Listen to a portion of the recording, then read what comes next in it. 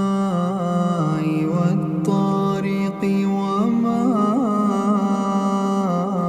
أدراك ما الطارق النجم الثاقب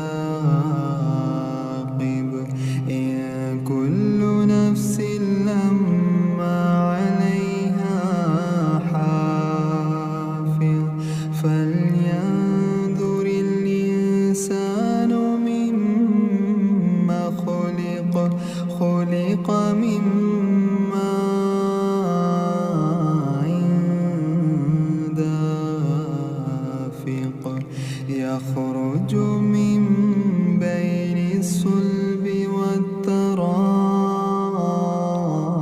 والترائب إنه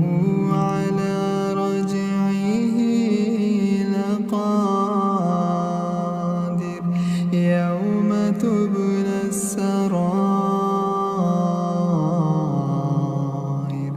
فما له من قوة ولا ناصر